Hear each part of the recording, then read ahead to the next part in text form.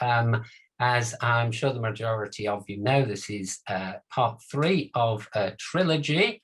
And today we are looking at the slightly more difficult British species, are the ones that people perhaps ask me more questions about than others. I'll give you a quick recap of some of the anatomy elements before we get into that, but I'll largely get straight onto ID. So if you haven't been with us before, parts 1 and 2 are now up on YouTube. So general introduction, part 1, and part 2 with looking at some of the easier British species to identify. They're all fairly straightforward, but the slightly more straightforward ones were last week. So this is, if you like, the advanced course, but it's nothing too complicated, hopefully. So you can catch up there. So my quick recap for those who haven't perhaps joined us before. Harvestmen, 8-legged arachnids, they're not spiders. Part 1 will explain to you all about more about that and why they're not spiders. But taxonomically speaking, what we're talking about this evening is the Opiliones. Largely the British species fall into the Palpatores, as they're sometimes called, or sometimes divided into 2 groups, the Dyspnoi and the Eupnoi. And we now have 1 species in the Laniatores, which has recently been found. So not very diverse in an international context, but lots of interesting forms nonetheless. So we are basing everything, I'm talking largely around the Field Studies Council guide to British Harvestmen, which most of you I'm sure will be familiar with. And that is the thing that I wrote that qualifies me for speaking to you this evening. The basic concept of this is it helps you just simply look at some pictures, some very obvious characteristics, and it supports the more complex keys and identification guides that are out there. So the chart on the back highlights in a different color those characters which are of significance for identification. I showed this last week, which is the chart I would normally hand out around the group if we were there in person. And really, I just want to, again, summarize the key element of this is that you'll note that certain species, there's very little in red, which means that really there's just 1 or 2 things which will tell you what the species is. So you just by looking at a few of these red highlighted elements, you can probably identify the species you're looking at. So fairly straightforward, 1 or 2 characters that we need to pay attention to identify most of the species. So just a recap, and I will look back at this at the end. Guides that you may wish to use to help you identify Harvestmen in Britain. The aforementioned FSC guide, then there's also the FSC Identikit online multi-access key, and then there is various forms of the synopsis of British fauna, the Linnaean Society guides, the most recent of which is Paul Hilliard's version, which is the 3rd edition, and excellent books, excellent resources for you to use. So we will, I'll mention more about resources again at the end, so that you can make some notes if you wish and have a look on YouTube later on. As further options to send you off to help identification if I've confused you so much that you need more help. So a quick recap again of just the anatomy and some of the terms that we use really rapidly. Most of these are very generic identification sort of and anatomical features for invertebrates. So on the top of your average Harvestman, we have the Ocularium, which is a very significant characteristic of Harvestman, this turret on top of the head with just 2 eyes, 1 either side. Potentially a trident at the front, some form of spikes in front of the Ocularium. and then some patterning on the back, which is usually termed a saddle, just because of the pattern in a number of species looks like that sort of saddle kind of pattern on the back. So simple as that. Underside, we have a genital periculum, which is basically just a flap where the ovipositor or the penis is stashed away inside, and that kind of opens up so that they can exude the appropriate genitalia at the appropriate moment. This illustration shows the cocci are usually pretty enormous in Harvestmen. So the basal segment of the leg where it joins the body of the animal, the cocci are quite large and form quite a lot of the underside of the animal. And the rest of the limb, so you've got the coxa at the base, then a small limb, the trochanter, the femur, the patella, and the tibia, and then a metatarsus, and some number of tarsomeres or tarsi, depending on what species are that we're looking at. At the front end of the animal, similarly, we've got this pedipalp, which has similar structures. So you've got a femur and a patella and tibia, and at the end there may be a small claw.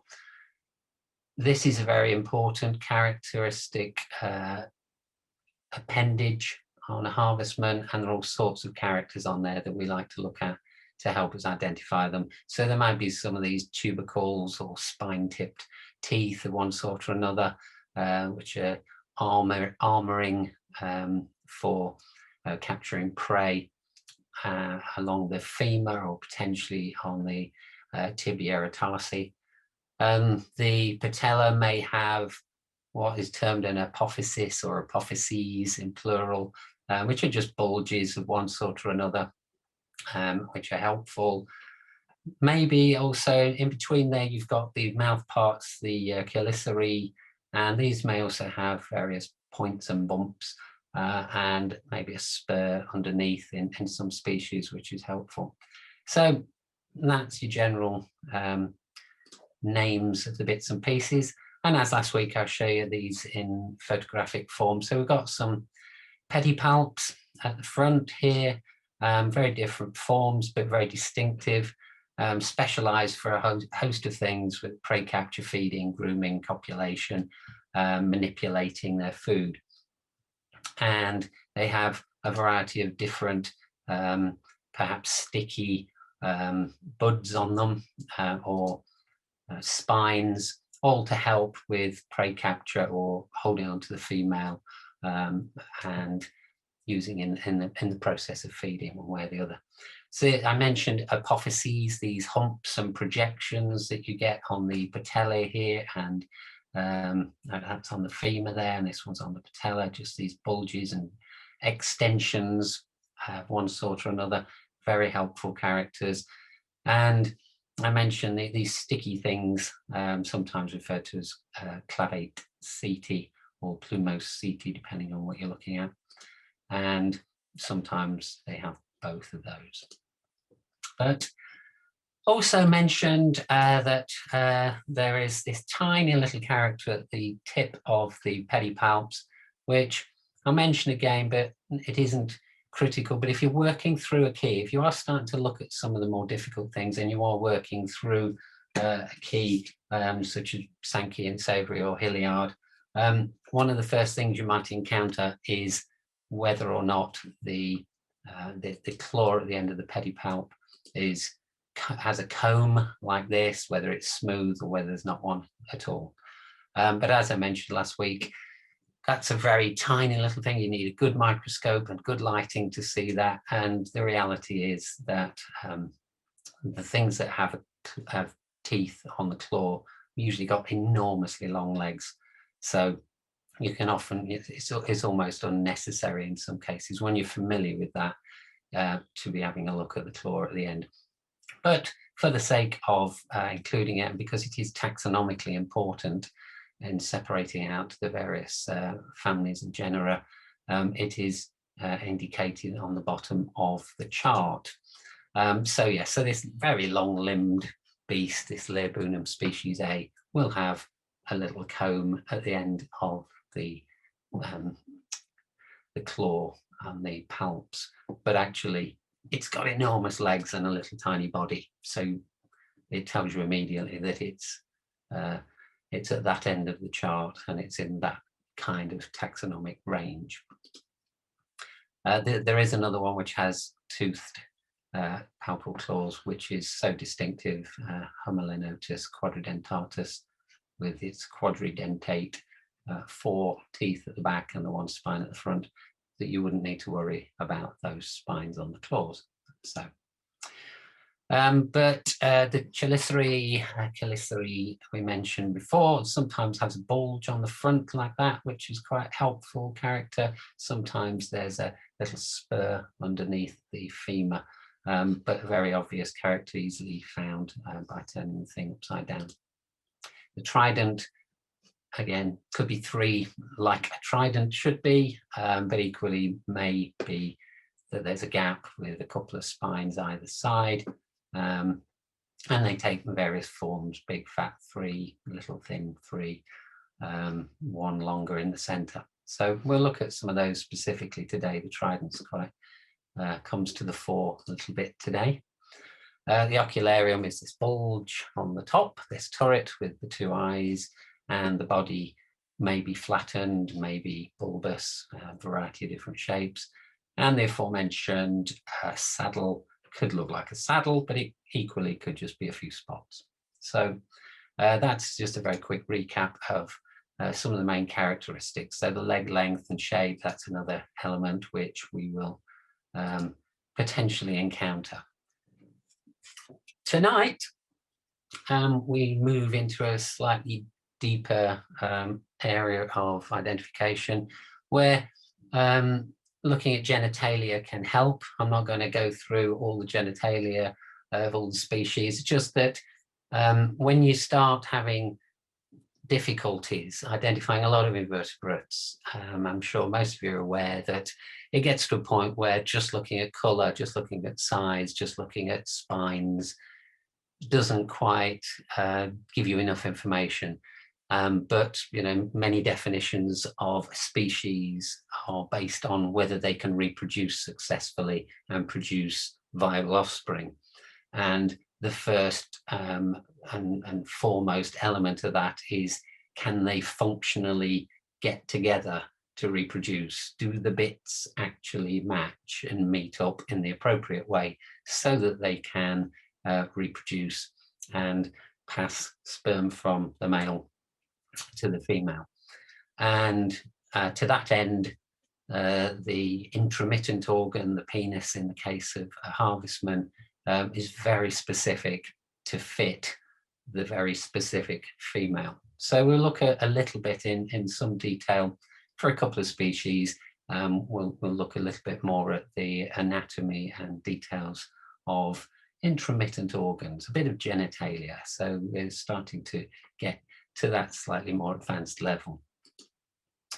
Again, all of those characteristics come together, and you can use the visualization key with the Field Studies Council, which I'll mention again later. But basically, when you've looked at the body shape, what's the trident like, what are the palp shapes, how are its chelicerae formed, just by combining those details, the identikit key will bring out at the top the most likely candidate for identification. And it works with these more difficult species tonight as much as the easy ones.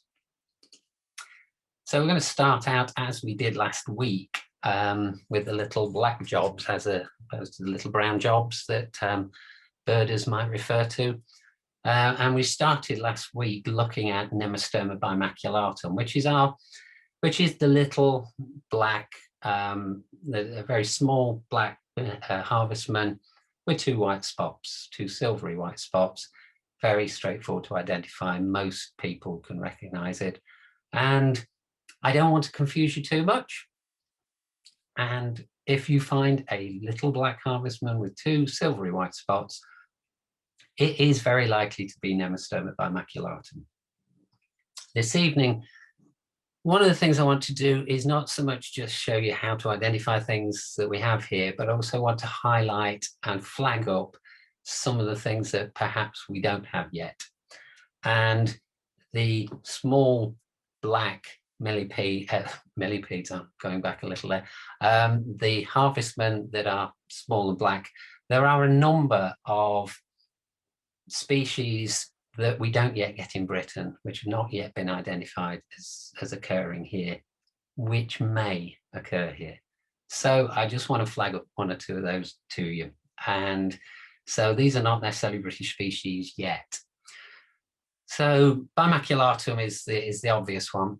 Lagoobri, Nemestoma Lagoobri, has not yet been recorded in Britain, and is potentially one that it's in the near continent in Europe. So it may well be that it's already here. It may crop up. So I want to look at that. The complication we have a little bit is that all of those illustrations there, and we will come back to this in a moment in a different slide, all of those are Nemestoma Immaculatum. And there is some variation here. So this one doesn't have any spots. This one classically has the spots. This one's spots are separated into two. And is it just me, or are there some bumps along the back there, almost like very small spines? So those are all definitely Nemestoma Immaculatum. I've dissected those and looked at the penis. They're all male. Actually, the central one isn't, but it's been confirmed nonetheless. So the point I need to make is really, if you find Nemestoma Immaculatum, which is a very easy thing to find under logs, stones, in leaf litter, I would really like you to inspect the males more closely. The specimen on the left here is a male. The arrow is pointing to the top corner of the cheliceraal femur. And on the front corner there are there's a point or two, these various structures that stick out at the front, which show you that it's a male as much as anything else. The females are usually somewhat more bulbous, and the males tend to be a little bit more truncated. But you're looking for this kind of structure at the front to help you, to give you an indication that it's probably a male. You can't see it in this image, but also in a male, just off here, just off the image at the side, it has a bulge on its shin, if you like. It's got a bulge on the tibia at the top there at the front, and that's quite distinctive too. So if you find a male, if you have microscopes and you wish to investigate these things further and you're not averse to taking specimens, I would encourage you to take specimens, because you may find a new species to Britain, and I will look into how that might be recognized. So there are various different characteristics of Lagoobri. Let's look at Nemestoma Lagoobri initially. And it has a projection on the palpal femur that this doesn't. Its penis is really distinctive, and it's suggested that maybe the spots are more rounded. So this is what you would expect to be looking at in Nemestoma Immaculatum. Quite a deep dent in the outside of the spot. So as it shows on this left-hand image here that I've redrawn from Hay Weinhoven's book. And that's in theory what Immaculatum spots look like. And in Lagoobri, they are supposed to be somewhat more rounded, and the outer edge is supposed to be somewhat smoother, as is implied by this illustration here. Also, Lagoobri is a more arched from the side. So if you look at the thing laterally from the side, in theory, it's a more arched abdomen and slightly lower and flatter in Immaculatum. And because of that, if you imagine an imaginary line from the eye to the back of the creature, in Immaculatum, the spot would be below that line, but in Lagoobri, the spot would be above that line. So, yeah, I put that out to you, thinking maybe you might spot that, and it's something to look out for. But it's not as obvious as this might suggest. I mean, this is a image here of Nemostoma Immaculatum that I collected in Box Hill, and it's quite rounded, really. It's not very deeply incised, and the outer edge certainly doesn't look like that. But I dissected this out, and it was definitely Immaculatum and not Lagoobri. So perhaps not as straightforward just from the outset looking at the spot. So you have got to look in a bit more detail, which is why you need the male. That is the penis of Nemostoma Lagoobri, and it is barbed like an arrowhead, and it's really distinctive. This is the tip of the penis of Nemostoma Immaculatum, and this is also very barbed. It has these serrations down the side, and this very long stylus at the front, which may be bent down rather than sticking out as it is there. But you've got this saw-like edge along the edge here. But if you've got Lagoobri, it is really obvious, because it's got these two big arrowhead spikes at the back, so it's much more barbed. So if you've got those two, it doesn't matter what the spots are looking like. So if you've got a male, and they're reasonably easy to just prise open and have a look. I'm afraid the thing, don't like it if they're alive, but if you've got a specimen, it's not that difficult to see this. And as you can appreciate, if it looks like that, you'll know. So somebody go and find me the first British Nemostoma Lagoobri. That would be really good. This one shows this is Immaculatum again, so perhaps a bit more clearly you can see the spines along the edge, the serrations, and this is where the tip is just folded over, coming towards you in that illustration. On the left-hand side are these structures at the top of the chelicerae. So as you're looking, you can see this quite easily with a hand lens that you're dealing with a male. The female's just smoothly rounded off here, whereas this has got 2 points at the top, like that sort of a point there and a bulge there. Lagoobri doesn't have, Lagoobri, I believe, has just the one, but I've not seen it in Britain, so it's difficult to say. But certainly if it's like that, and it's a male, excellent opportunity to dissect and be absolutely certain of what you're dealing with. So far so good. That's Lagoobri.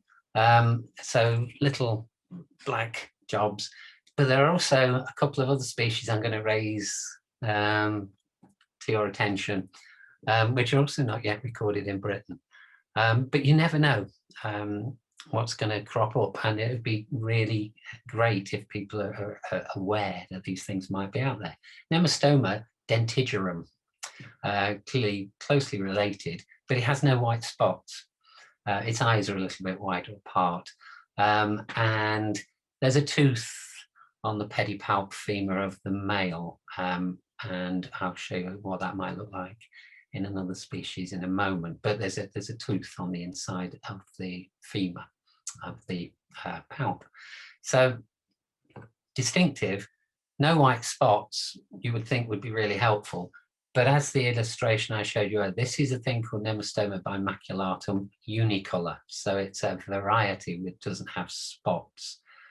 So if it doesn't have spots, it could be Immaculatum without spots, or it could be potentially our first Nemostoma Dentium. Again, it's easier if it's a male and the penis is quite distinct. Again, doesn't look like Lagoobri, doesn't look like Immaculatum.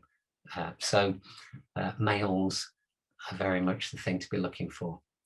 Nemostoma Quadridentatus is quite a bit bigger, has much paler palps, and the cream spots may just be 2, or they may extend around the ocularium towards the front of the cephalothorax. And it may have, or it may not have, extra white spots at the rear end. And it may have, or it should have, 3 pairs of low bumps on the abdomen. Now, I'm mentioning this because this specimen on the right, from just down the road here in Sheffield, this is definitely Nemestoma Bimaculatum. And this has got 3 low bumps on the back as well. And it doesn't have any extra white spots at the back end, but it does have slightly dodgy, very incised white markings there. So this one made me look. So there we are. We'll start the evening with complete confusion. And there's that one lovely little species which you get in this country, which is black with 2 white spots, and they are pretty much all going to be Nemestoma Bimaculatum. And I don't want to confuse you all totally and put it into doubt. They're certainly Nemestoma Bimaculatum an aggregate, but at the moment there are no other species recorded to confuse you. So for now, Nemestoma Bimaculatum is absolutely fine to record, but please do keep an eye out in the males for some of these other characteristics.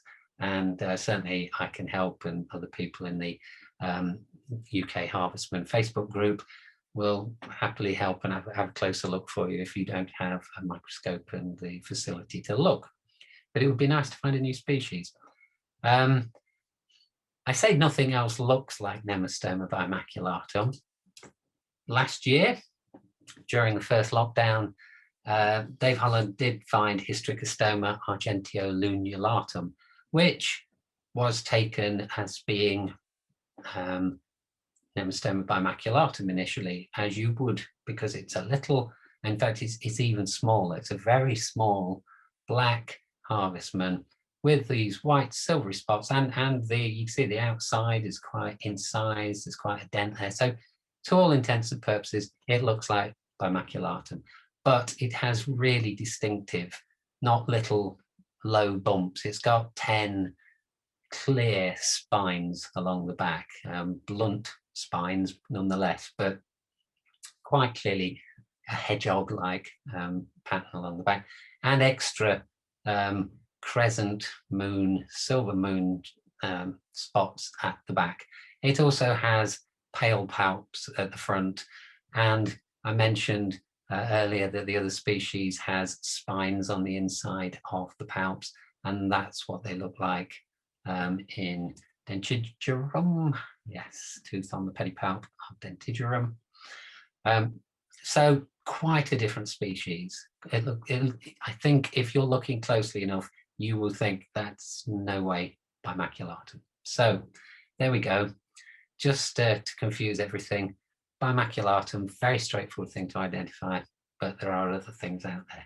But please do continue to record Bimaculatum unless it's this fella with its spines on the back and its extra spots.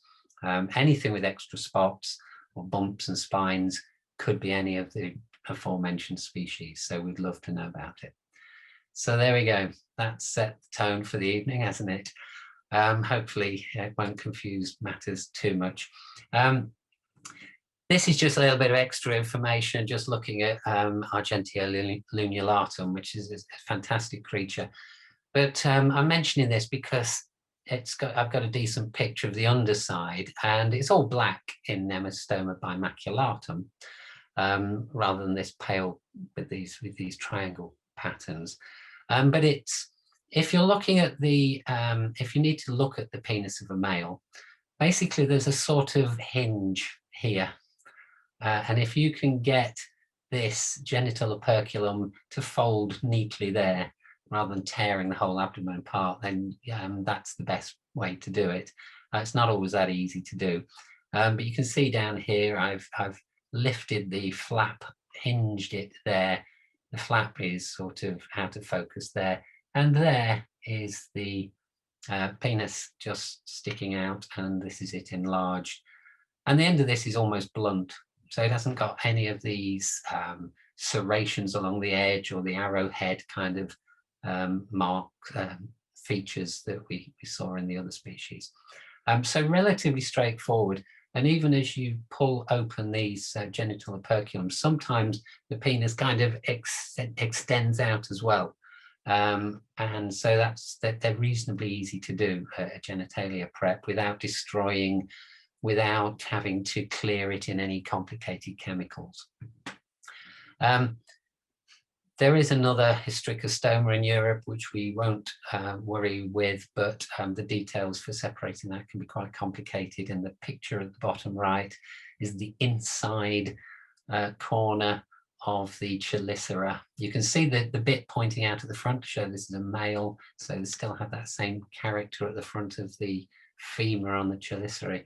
But they have a lyre, as it's called here, which is a row of many, many lines, fine engraved lines on the inside there. And yeah, the other hystricostoma has fewer lines than this one, so a bit complicated. So if we have to start separating those out, it could get a bit tricky. But anyway, you don't need to worry about that. Just in terms of the only other thing really that you could possibly mistake hystricostoma for, or even nemostoma, is Nemestomela Basilifera. This only occurs so far in 2 places in Britain that it's been found, and again, really distinctive. I mentioned this last week as a really easy one to do. It's got really long spines that carry on right around the base of the abdomen there. Very distinctive creature. As you can see from this image here, very spiny. It's got palps at the front that are very much like Mitostoma as well. So a very different kind of beast, got very much longer legs. So you shouldn't really mistake any of these things. So there we go. Let's move on. Let's move on from the little black jobs to the ones that really probably potentially cause you all the most grief. The unfortunate thing with these is that they're the commonest as well. So the ones you're probably most commonly going to encounter are the Paralegal and Oligolophus species. And so I get this question a lot as to how to identify the difference between these. What I'm going to show you are will probably be best for you to come back to and look at a later date on YouTube, potentially, if you need reference. I'll show you some charts and some words summarizing the differences. So you'll be able to go back and compare that. But basically, we've got 4 species, 2 Paralegal and 2 Oligolophus. They're not actually that difficult, not that difficult at all, I don't think, but a couple of them do cause a problem. So we'll look at each of them in turn. That's the full summary of how to separate them. So we've got Paralegal Aggressis, Paralegal medii, Oligolophus tridens, and Oligolophus hanseni. And I've highlighted some of the chief characters on this chart for you. So really there are still only 1 or 2 characters that you need to look for to actually separate them. They're not really that difficult. I could have covered them last week to an extent, but they are quite variable and quite varied, and being smallish, they do cause people a bit of a problem. So let's have a look. We'll start with Paralegal Aggressis. I don't consider this a difficult species at all, but it's quite variable. It's very common. You'll find it sweeping trees quite high up. You'll find it in leaf litter. You'll find it at the base of grasses. You find it sweeping low down. It's all over the place.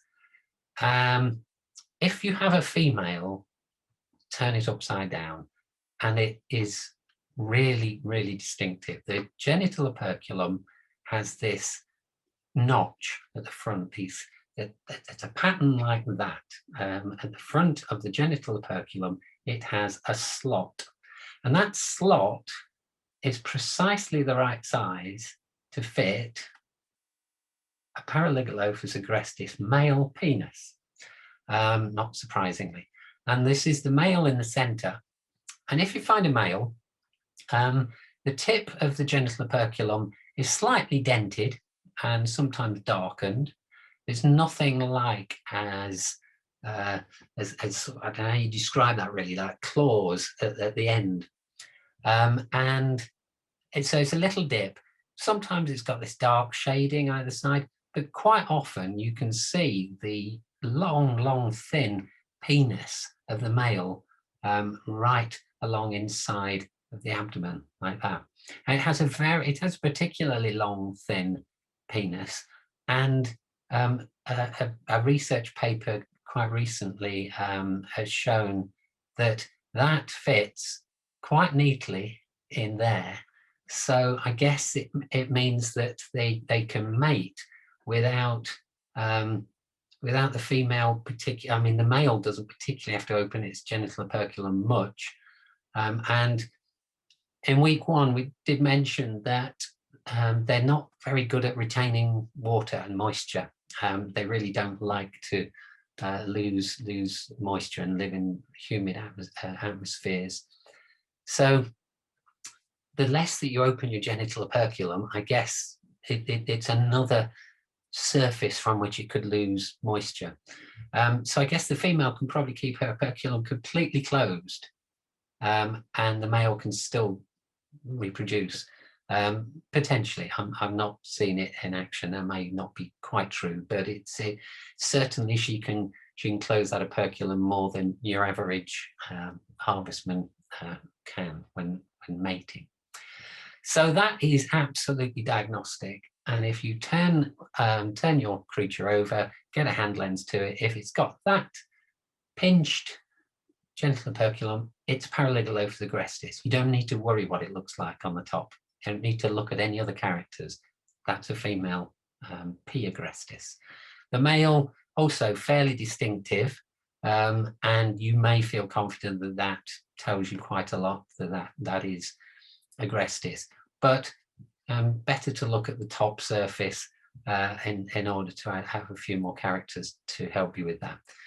The key thing between the 4 of them, that we've just these 4 species, Aggressis has a smooth ocularium. So you can see his picture on the bottom right. The ocularium is quite smooth and it's quite silvery and pale. It does get a little bit darker as they get older. May have a few tiny little spines, which you can see on there, but it's smooth and unlike the others. The trident is a little bit variable. Central member is often longer than the others, and there are usually 2 or 3 little accessory spines around that. The odoriferous glands, which I talked about in week 2, you can't really see them. They're not very obvious. And apart from that, it's got other characters. It just sort of looks like that. So there's the genital periculum. So that's female Aggressis without a doubt. There again, female Aggressis without a doubt. It's got that nice pinched operculum. Pattern can vary, but they're quite a little thing, sort of small to medium sized. Often they'll sit with their legs above the body like that. Fairly mottled yellows, beiges, browns, sometimes quite reddish like this, and sometimes with dark spots. The males, I think the next picture shows something which is sort of characteristic in that quite often you find that the abdomen has this almost truncated darkening at the end and then a thinner bit at the end. So it sort of goes in and then up. So you've got the saddle pattern goes in and out like that. Or you could look at it as saying it's got 2 white spots in the back corner. And this one here, you could say, look, it's got 2 pale spots at the rear end. So it depends how you want to see it, whether this is a dark line in the center or whether it's 2 pale spots. But that's quite typical appearance of Paralegal Aggressis. Smooth on the top, central member a bit longer. That one you can see the central member is quite a bit longer, but still got these little accessory claws, spines, and pale between the centre. So hopefully that's roughly what an Aggressis looks like, but just turn them over. And this is the male again.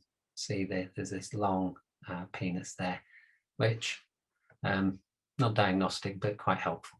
So hopefully that's clarified that a little bit. But looking at the others, once you're more familiar with the next three, this therefore becomes more straightforward, I guess. So the next is the other Paralegal. Now, medii is quite scarce, very rarely recorded, but it could be widespread. It's very small. It's very pale yellowy grey, and it's really distinctive when you see it, because the spines across the back are like big teeth. So it's got these tubercles or denticles right across the abdomen, right to the end, and they're really, really distinctive. Tooth-like denticles on the abdomen. It's Paralegal medii, almost unmistakable. If that wasn't enough, the central member of the trident is really quite a lot longer than the two either side. And on top of the ocularium, there are 3 or 4 little tubercles. So unlike Aggressis, which was smooth, this one has some little tubercles with little spines on the top, which we'll look at in a second.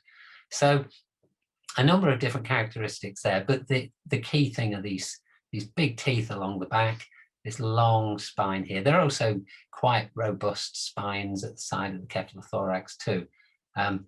But it's a small beast, and it's not easy to find. I've only ever found it once. But you can see from this image, really long, obvious central spine in the trident. There it's particularly obvious, and it's angled at that sort of typical angle, perhaps 45, 50 degrees. And you can see it's got the bumps on the ocularium, and yes, it's a pale beast, sandy coloured, often lives in sand dunes and coastal heath, but heathland generally. It's also in the key, you'll probably find it's described that it has pairs, perhaps 4 pairs of dark spots along the back, and this one clearly has, but so do sometimes Aggressis and other species that you may be trying to separate. But the key thing are these great big teeth on the abdomen across. Really, it's been described as rows of tombstones. It's like a cemetery. So these large spines along the back. The female here, again, you can see big teeth along the back. It's got sort of 4 rows, perhaps 5 rows of dark spots, few denticles on the top of the ocularium, and the central member of the trident is quite distinct. So actually, this could easily have been in the easy section last week. It's really obvious, but it doesn't move much when you find it. It's quite hard to see, and it's small, so a tricky thing to find. But would be really, really welcome records of this if anyone's prepared to rummage around under heather or grasses and dunes or coastal areas. This is a special little beast to find, a really nice one. Oligolophus tridens may be the commonest thing out there. Maybe I think it's possibly less commonly recorded than Aggressis, because you have to search for it a little bit among grasses and in leaf litter, but it is quite common. But you can see the bottom left-hand picture there. You could mistake that for the last one we were talking about, but these bumps along the back are not tooth-like enough. They're not high enough. They're not big enough and tombstone-like enough. And it does have the 4 spots. So you would think that was medii. but it isn't. But it has this kind of darkened expansion of dark pigment on the cephalothorax, which is much more obvious on the one on the right hand side here. And the ocularium has got more tubercles. It's got perhaps 4 to 7. There is a bit of an overlap and at the lower end of that, but quite a few. It's quite a bumpy ocularium. But I tend to think that it's quite distinctive because of the dark saddle patterning. It's not always that obvious, but it looks like a small Mitopus moreo, if you remember what that looked like, and there is that will be coming up shortly again. And the tubercles on the abdomen are actually quite low. So here is the female of Trident. Excuse me. The bumps are not at all tooth-like. You know, these are quite flat. They look distinctive from above. That's more pigment. They're not very raised. There's a lot more tubercles on the ocularium there, and the characteristics of the Trident doesn't have that central member in the same way that medii does.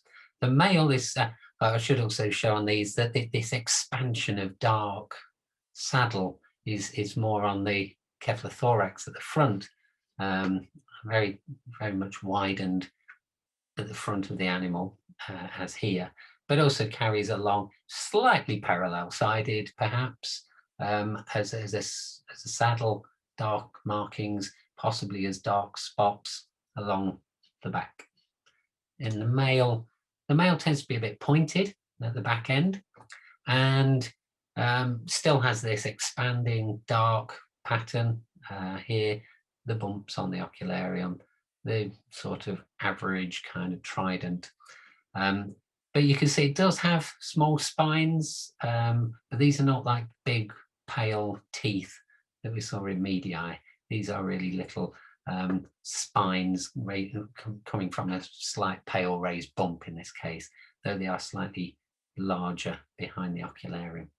But yeah, you could mistake it one for the other, but I think with if you compare all of those characters, you should be all right. And say the males are a little bit more pointy, which is reasonably distinctive.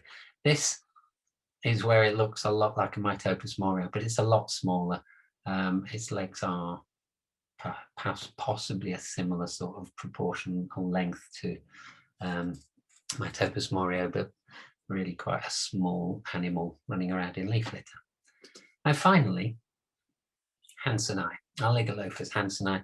The easy thing to look for here are the little white patches. Almost always has these little white patches, and they vary where they are, but usually there are more here and perhaps a couple towards the rear end. So just behind where the ocularium is, there are little white patches along the outline of the saddle. And sometimes it's outlined in darker patterning, but it's always got these little pale patches. Very, very rarely won't you find those little white patches. So it's also quite dark. The ocularium is black, maybe black and white in this case here, so quite contrasty, but it's a very dark sort of ocularium. The eyes seem to be surrounded with sort of eyeliner, mascara, if you like. You know, it's quite a dark-eyed creature, but it also has a reasonable number of these tubercles on the ocularium as well. So they're quite spine-tipped, and they tend to be bigger at the back end than the front end, which will help you to separate it out from something like Lophopilio palpinalis, where the spines and bumps on the ocularium tend to be bigger at the front. So it might be quite dark. There can be very dark individuals like this one, or there could be sort of an olive, green, grey, pale colour like this. There are other characteristics which won't worry too much about, but the white patches and the ocularium, probably the easiest thing. The Trident, the central member may be a little longer again, and plus little, perhaps 3, 4, 5 accessory spines around around that central one. But this one you can see they're not dissimilar in size. So there is variation in all of these things, which is where the confusion arises. If you've got juveniles, your life's a bit more complicated, especially if it's a juvenile Aggressis, because if you flip it over, that genital periculum won't particularly yet be fully formed and may not show the pinched form.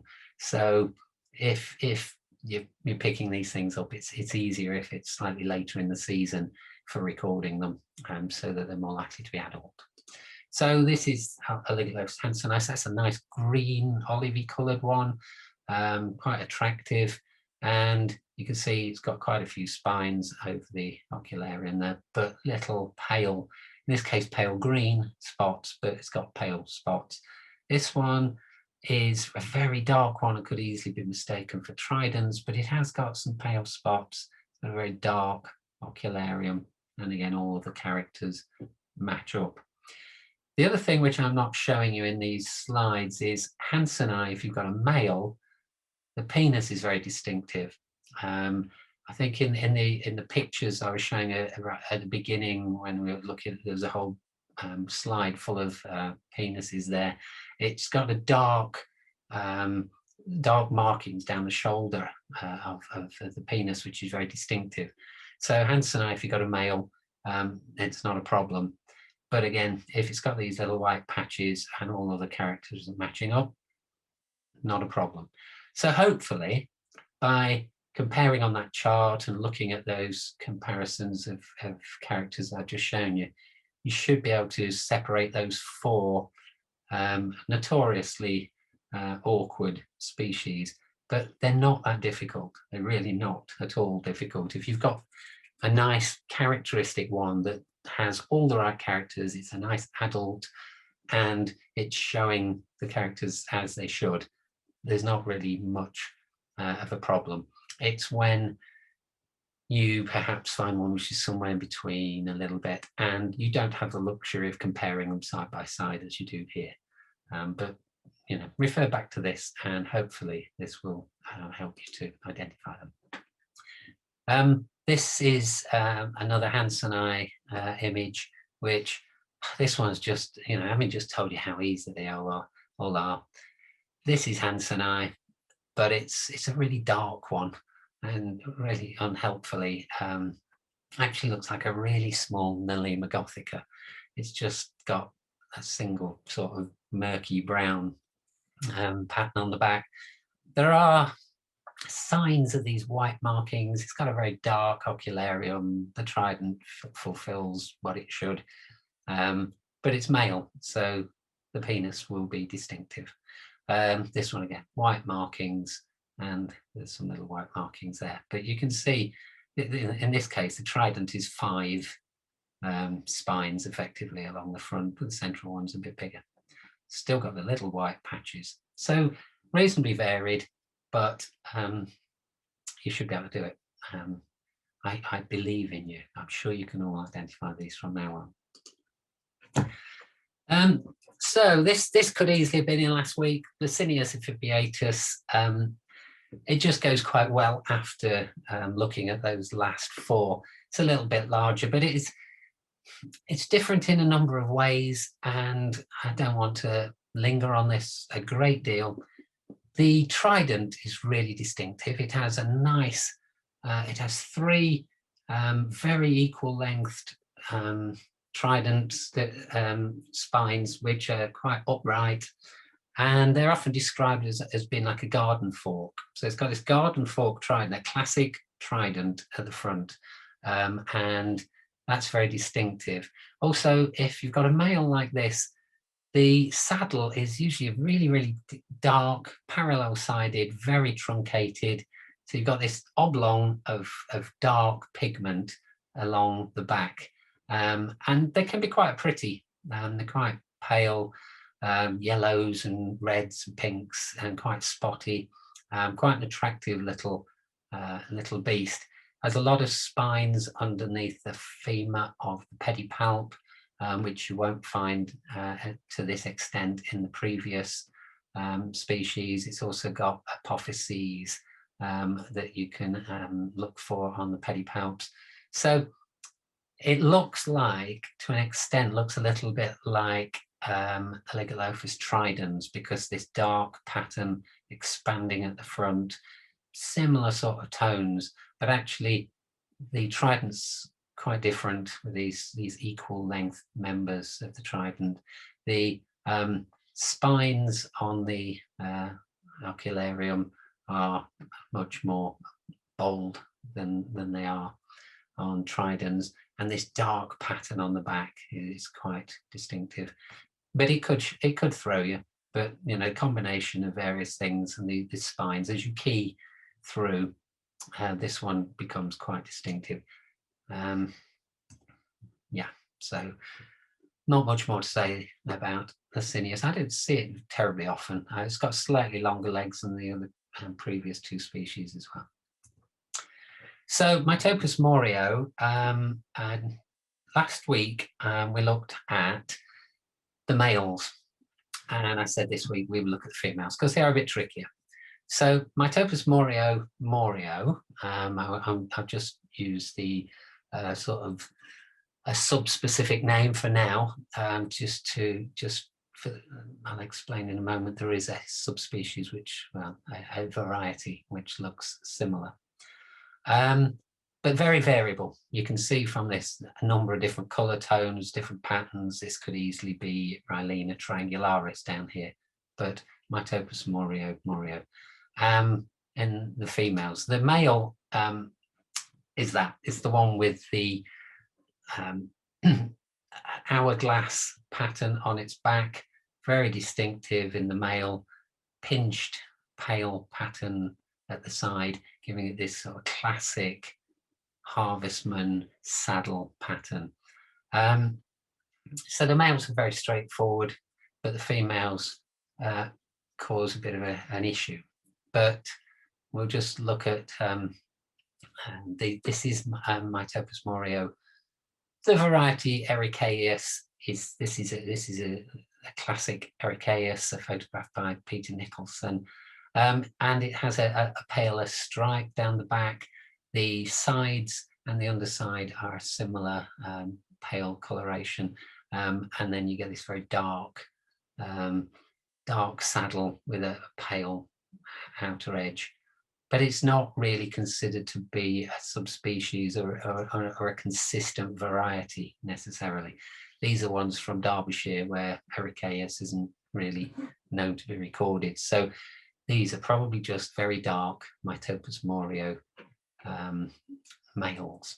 So a little bit of confusion there. If someone asked last week what they might expect in the Cairngorms, this is much more of a Scottish thing, and County Durham, and a high altitude thing. So as the name Ericaeus suggests, it tends to live in heathers and on moorlands, and its darker appearance probably helps it to warm up more easily than perhaps a paler one might. But we won't worry about it too much. Mytopus moreo males are very distinctive. The reason I left the female of Mytopus moreo to this week was because we also have Phalangiumopilio, with which it is mistaken often. And Phalangiumopilio last week, as you will recall, very distinctive, these horns at the front that come out of the chelicerae, really distinctive horns that come out of the front. But the females look a lot like female Mytopus moreo. The key thing here is these are very spiny, very spiky in Phalangiumopilio, and these two little white spikes are the key that you're looking for. So I'm just moving on. So they're Phalangiumopilio on the left-hand side and Mytopus moreo on the right-hand side. It is said potentially you can tell Mytopus moreo because it has a slightly more zigzaggy end to this pattern, so it's not quite as zigzaggy at the back here as on the outer edge of the saddle, and this is on Mitopus morio. But in fairness, you know, I don't think that this is that different to that. So I wouldn't go by the pattern. The thing that I would go by entirely is looking at this element here at the front of the cephalothorax. What we have here are the chelicerae. So above this is a soft membrane, which is a lamella, the supracheliceral lamella. And so above the chelicerae is this membrane. So supracheliceral lamella is this here and there. So you can see this pale membrane in both species. In Phalangium there are 2 spines on it, and that's really distinctive. And you can see this has 2 spines, this one has 2 little white spines there. You can just about see, even on this one sitting on the strawberry, there are 2 little white spines. Might seem a tiny little character to worry about, but that will separate your phalangiums from your Mitopus females very effectively. The other thing is, you can see clearly from these images that Mitopus isn't quite as spiny. It's somewhat less armoured. The phalangium has got a lot of quite distinctive spines on the ocularium. The legs are very armoured. Just behind the ocularium, there's a couple of rows of very sharp looking spines. So it's a generally spinier beast. But the one down here doesn't look terribly spiny, but does have the 2 little these 2 spines on the supracheliceral lamella. This one doesn't have them and is slightly smoother. So that's what you're looking for to separate your Phalangium opilios from your Mitopus morio females. Anything more we need to say about that? No, not at this stage.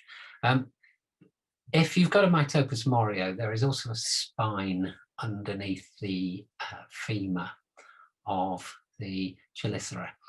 But actually, even if you've got a dead specimen, it's quite hard to see that, to actually get the chelicera to move out in a dead specimen, to see the little hooked spur underneath there. So it's not the most helpful character, but it will tell you ultimately if that's what you've got.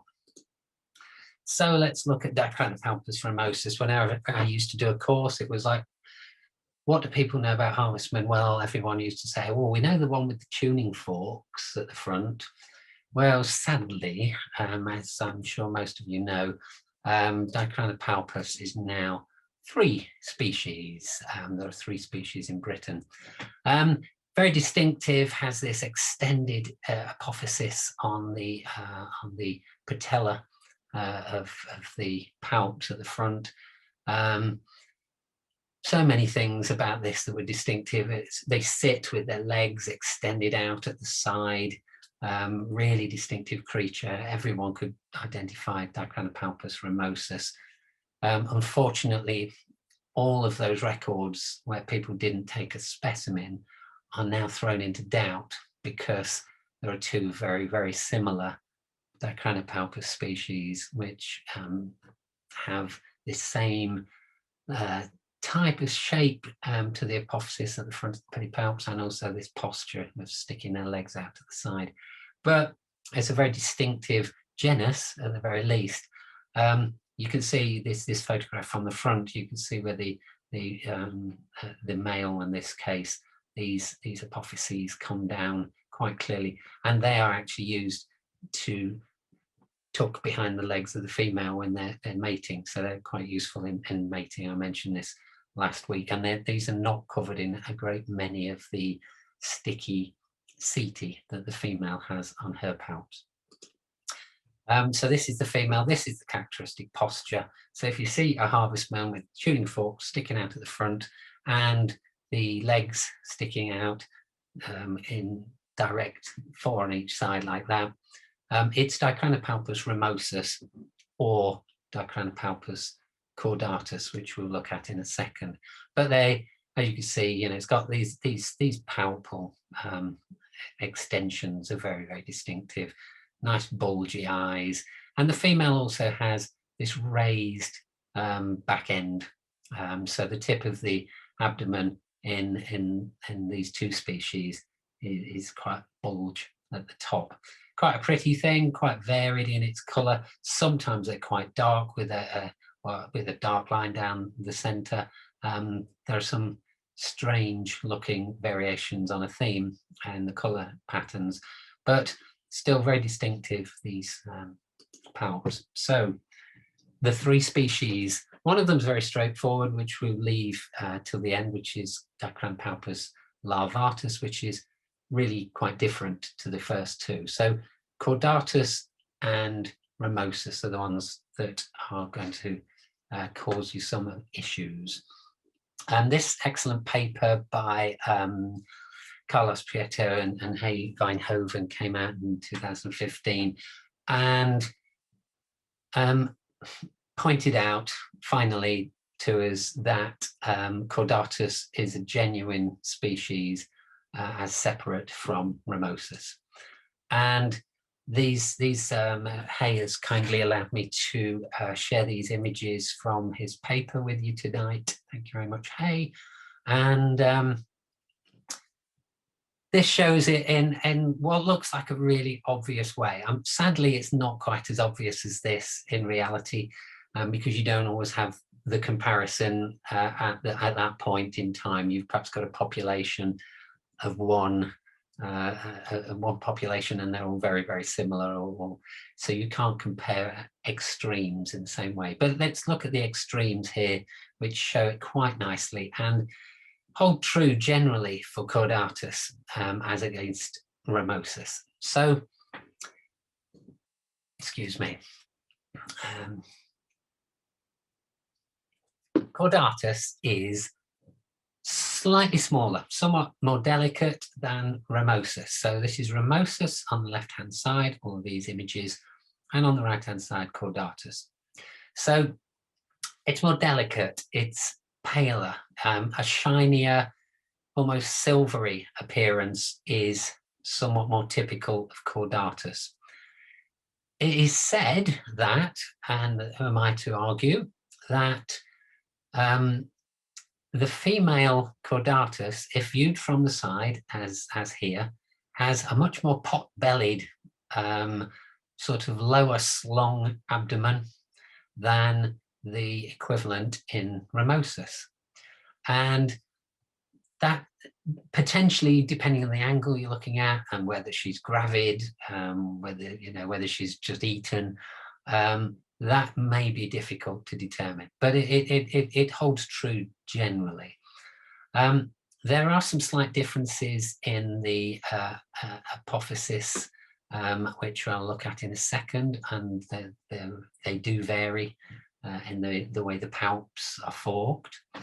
And while we're looking at the image here, on the left-hand side here, these are this is the side of the male chelicerae in Ramosus, and in Chordatus, this dark band is barely visible. It's much more distinctive, much more noticeable in Ramosus.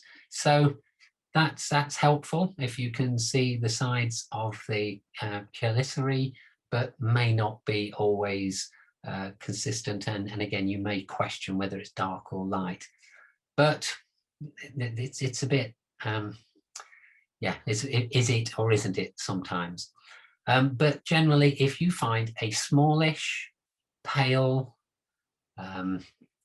Dicranopalpus sitting maybe with its legs out,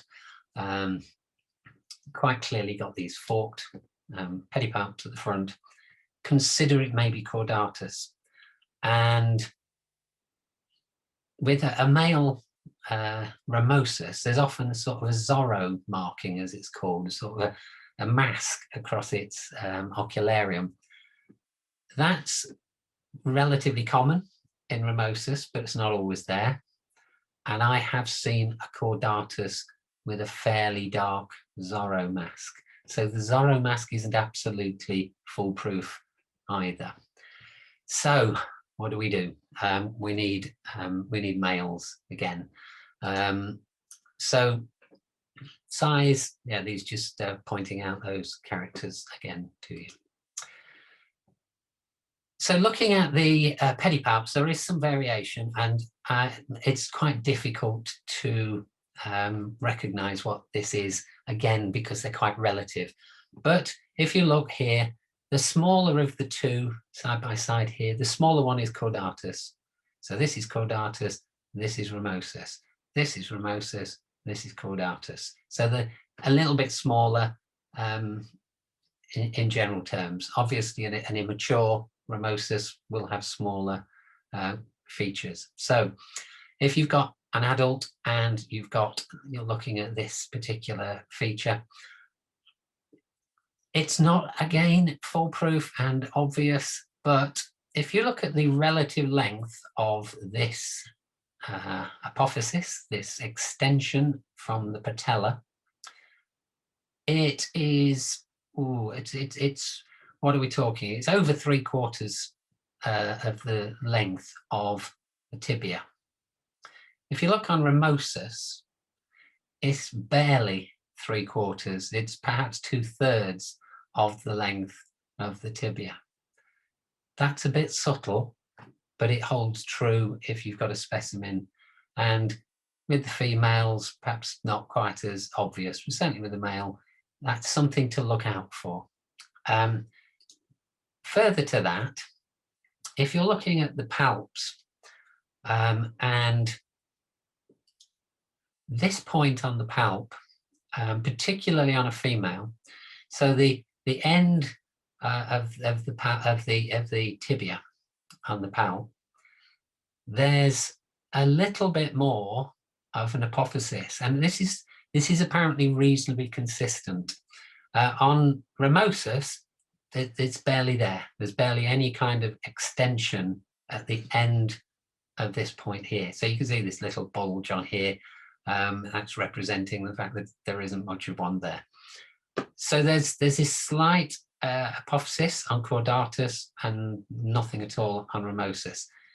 Again, not terribly helpful in its own right, but combined with a smaller, shinier, paler, perhaps silvery grey, delicate Dicranopalpus, where this seems to be the case, and maybe you could convince yourself that the palps are slightly different. They all come together to give clues to suggest that you've got Chordatus. Chordatus is a really interesting one that we want people to record, because it may have been in the country a lot longer than we realised. So all of the records of Dicranopalpus ramosus up to just a few years ago, everything was considered to be Ramosus. It arrived in the country in 1957 on the south coast, and it slowly worked its way northwards. We thought, great, Ramosus is dead easy to identify. We've recorded it. It's reached Scotland. Fantastic. We've got lovely maps to show all this is happening. Unfortunately, it's been shown by Hay and co. that some of the early records were actually Chordatus. And therefore, it could be that Chordatus was the thing that was working its way northwards to Scotland over the years, and we didn't realise it. Or it could be that the two of them, side by side, were working their way through the country. It may be that Ramosus, the bigger, heavier, chunkier one, is actually replacing and out-competing Chordatus, which may be an endemic species in Britain for all we know. But until we've got decent records of both and their distribution, we don't know. So we thought originally Chordatus was recorded in, this shows from Hove in Brighton, and I think in Bristol. So it was very southern, but I've definitely found Chordatus in Sheffield. It's not very southern. So it could be in all sorts of places. So very keen to see specimens of male Chordatus. And male Chordatus is distinct from Ramosus, and this is where you get your lesson in penis terminology. So the main shaft here is called the truncus. The bulgy bit at the top is the glans, and there's usually some kind of spiky stylus of one sort or another at the end. This is Ramosus. This is one I've recorded here. And you can also see that there's this cavity in Ramosus. So on the truncus, there's this quite distinctive, and there's a little slit lengthways here. That's not present in Chordatus. So if you've got a male, you've got every chance of identifying it by looking at the penis. Also, the shape of the stylus and its relative position is quite different. I say quite different, it can be subtle, but looking at these two images, it's almost parallel, it's almost coming straight down, very downturned, the stylus in Ramosus, whereas this image over here is Chordatus, and it sticks out at an angle much more. You'll also see that this is very deeply arched underneath the glans, and much less so in Chordatus. At a micro level, if your microscope's up to it, there are some very small teeth at the end of Ramosus and stylus here, which you do see. I've seen those on a decent microscope, and it's more of a bulge on Chordatus. Also, the way the hairs lie on there is different. So if you can get a good view of the penis of your specimen, you can identify whether you've got Chordatus and Ramosus, and it's really, really helpful and really important if you can possibly identify them correctly. The rest of this slide is just making a point that the problem that we originally had years ago was that the sort of masterwork originally on European Harvestmen is this paper by, is this book by Martins, and it's absolutely the Bible for, you know, it's got all images of most of the sort of Western European Harvestmen. It's fantastic. But the image of Dicranopalpus ramosus, so you could identify your Ramosus image, I'll just go back so you can see it, is Chordatus. So if you should be using the German key, which is absolutely recommended to use for everything, bear in mind Dicranopalpus ramosus is actually Chordatus. And yes, you can clearly see that glans and stylus match that of Chordatus, not of Ramosus. So yeah, bit tricky there. And so that was sort of carried on as the reference for a number of years. So now we know that you refer back to the new paper by Weinhoven and Prieta. So this is Dicranopalpus Chordatus, lovely little thing if it looks kind of typical. This is one that was sent to me for, I think it was Bob Dawson, I think, thank you Bob, sent me these from the Isles of Scilly at St Mary's. Lovely pale little thing. They don't find Ramosus that commonly there. I think a lot of them are Chordatus. You can see, I've just put a Ramosus penis there just so you can see the comparison again. But it's not got much in the way of bands on the chelicerae here. It's not got a Zorro marking, and it's delicate and pale, silvery, well, yellowish in this particular case, but smaller. This is a Sheffield one, very much as we'd expect, that silvery grey. It's small again, but you know, it can be quite dark, but there's a little dark marks, but that's not really a Zorro mask. So pale. I wouldn't necessarily go by the relative length of this sort of spur here on the apophysis on the pedipalps. It's hardly, you know, is that 3/4 the length? Hard to tell. But nonetheless, these were males, so I could look at penis and I knew that these were Chordatus. So males would be preferable. Yes, we'll leave it at that. Hopefully Chordatus and Ramosus will be recorded, and do send them to us if you're not sure what you're looking at. Getting to the end now, Larvatus is much easier to identify. Hay and Jochen were writing a paper on this enigmatic European harvestman, Larvatus, when we sent him some pictures of a strange specimen that had been found in Guernsey and Isles of Scilly, and then on the Isle of Wight. And so even as it was going to press, this was a specimen, this was a species, Larvatus, had only been found in Sardinia, I think, then Sicily, and just on the mainland Italy, and was very scarce, but very distinctive. It's got this dark back end, this dark front end, and this pale belt in the middle of a male. It's got a sort of bent apophysis on the patella of the palps. The female is much more mottled, this sort of reddy brown colour, sort of hard to describe that mottling pattern. But it's smaller than the other Dicranopalpus. It doesn't sit with its legs out at the side at all, and it's actually much more typical of a Dicranopalpus. You know, the world over, Dicranopalpus species don't sit with their legs out at the side like that. They're much more like this. And this one tends to be in the undergrowth, underneath bits of wood, in leaf litter, and may venture up walls a little bit, but it's not like the tree climber of Chordatus and Ramosus. And this has suddenly appeared in the mainland in Britain. I've lost track. There's not lots of records, but I think it might be in East Anglia and in London.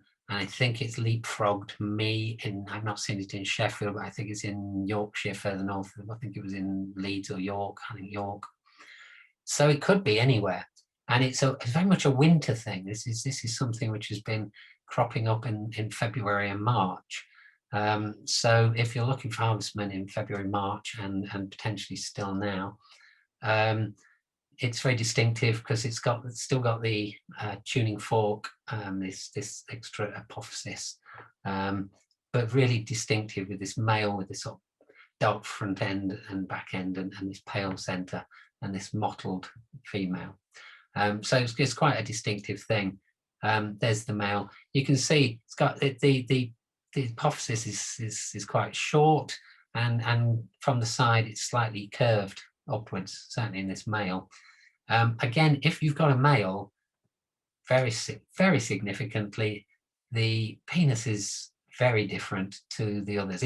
It's considered the really quite separate sides of the Dicranopalpus picture.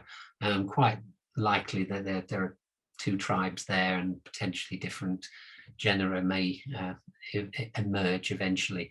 But you see the penis stylus is really sharp with this extra two spurs, which you can't see there. You can see them on this image, really very distinctive. So no other British harvestman has a penis that looks like that. But you can see it's really nice. It's a lovely little shiny thing, not really bumpy, hairy in any way, but it's got this pale band in the centre. So if you find one of those, we'd love to know about it. It's a very useful record as this thing expands its way across the country. It's certainly not been seen here before, so I don't think it's been overlooked. So it's certainly relatively new, making its way across the country. And I think finally, Nelema gothica. I always leave Nelema to the end because taxonomically it tends to be where it comes, and partly because it's got no characters whatsoever. So if you find a harvestman with no characteristics, it's probably Nelema gothica. That sounds ridiculous, but it's kind of true. I think people tend to agree that, it's Nelema.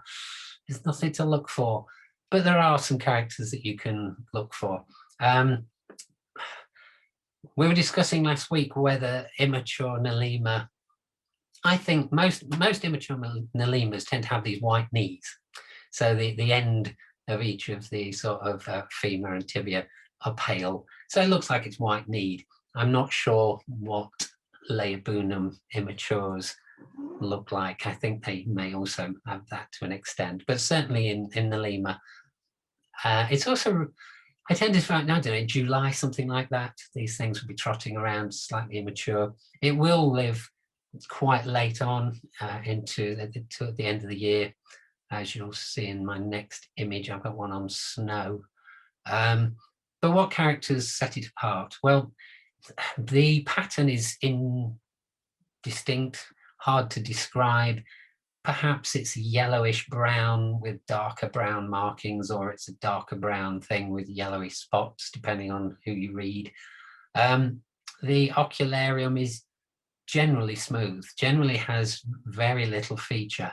In one key, it refers to spicules, which are these tiny little hairs, and they are actually distinctive. And if you get a hand lens and you get it against the light, you might see this almost entirely smooth ocularium has tiny little angled spines on their spicules, which are slightly diagnostic of Nelema gothica.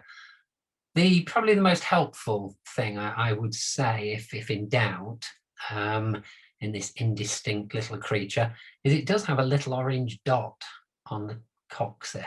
So a pale, very pale orange spot on the coccyx of the legs. And you can just see it there and there and there. These orange spots are mites hanging onto its palps, which must be hindering it somewhat.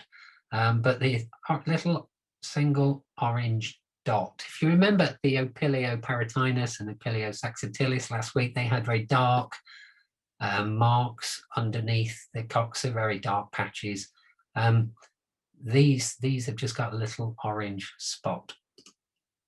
So there's your spicules, as they are termed, but very, very faint, tiny little spines. This is it again. So how does it look? It's, it's almost got a saddle on that one, but rarely. It tends to have more this sort of what's the word I'm looking for? Yes, granular, general craquelurd feeling across the back with little yellow spots or gaps between the dark. The ocularium is fairly pale, and it will have these little spines, which you can just about see on there.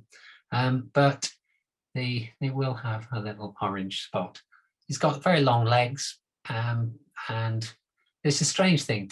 You might find it tucked in soil under rocks, and fairly well embedded rocks. It's for a big gangly creature with long legs, you may find it hiding away in unexpected places, often under wood and rocks and logs. Same thing again. How do you describe the pattern? One of the things I think is, it's not referred to often, but I tend to think it seems to have, the fact that it's a harvestman means there's no distinction between the opisthoма and the cephalothorax, the front bit and the abdomen. So normally it's just a single mass.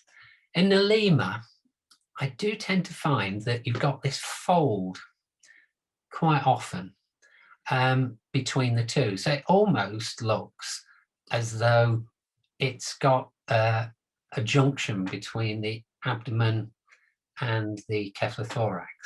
Here from the side, you can see it's quite distinctive. It's a little bit there. So you may find that in your Nelema searching, you find something which has this sort of deep fold. That's quite a helpful thing to recognize. Again, even here, just tiny, tiny little specks of hairs, again there. But this one shows little orange spots on the underside. This one, you can just about see them out of focus, little orange spots.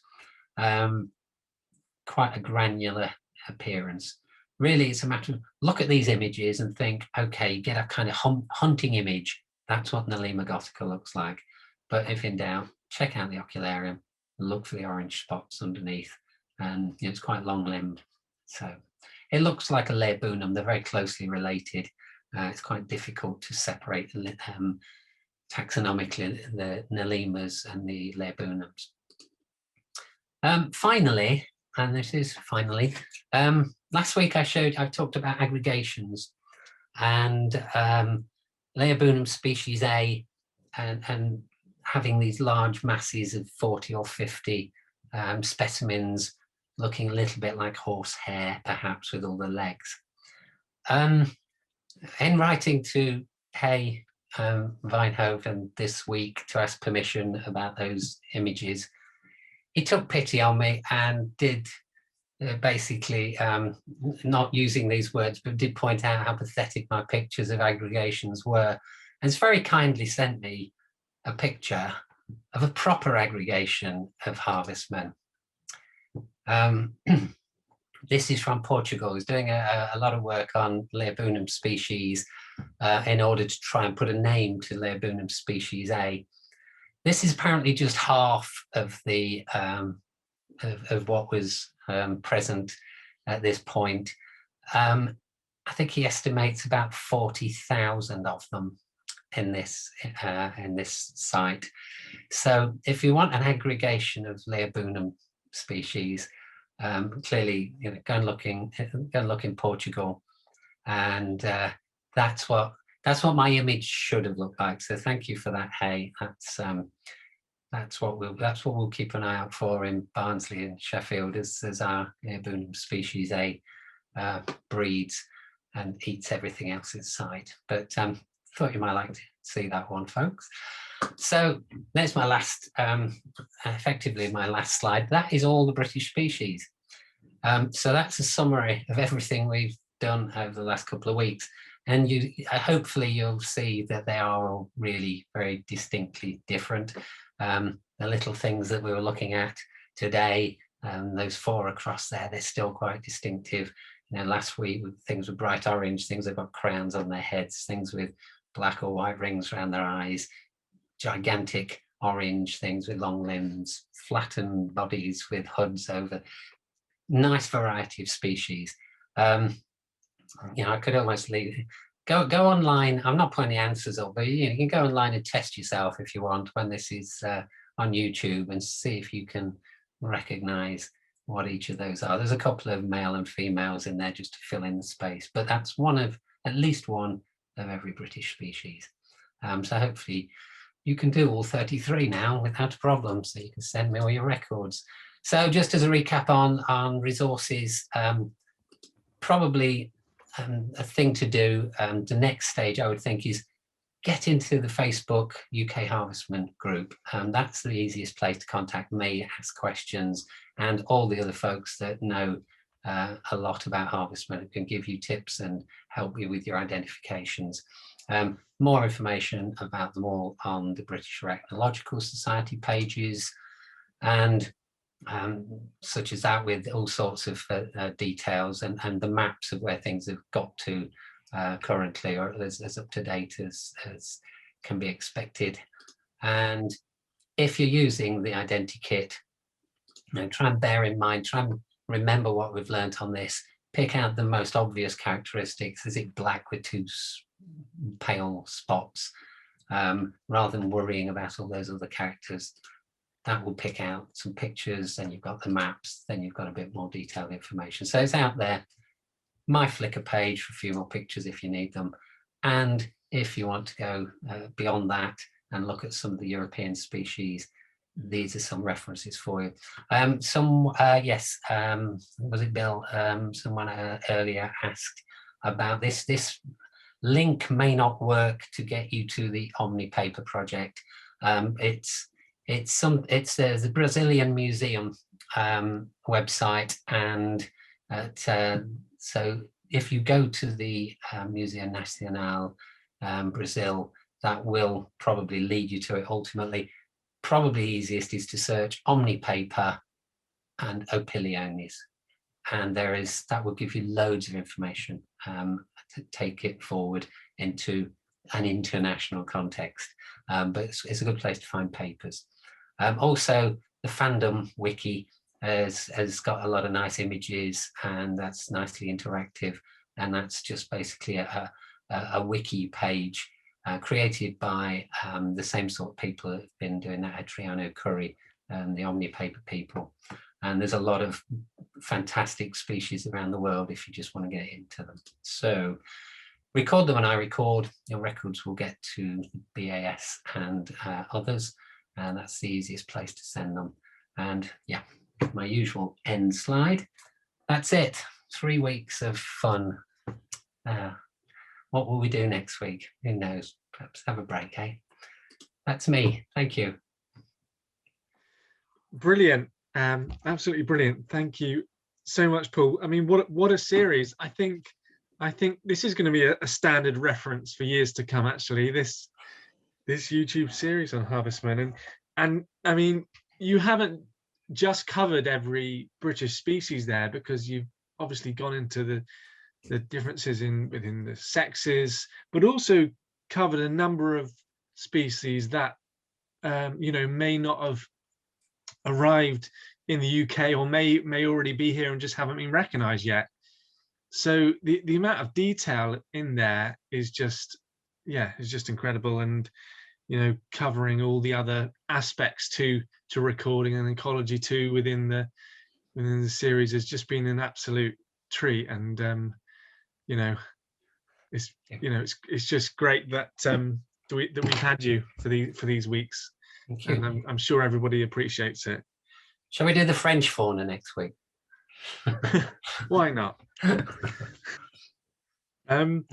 I was. Well, I mean, that one of the last slides there, the Leobonum aggregations. I mean, that's just mind blowing, isn't it? That's a real goodness me. Yeah. Because I would.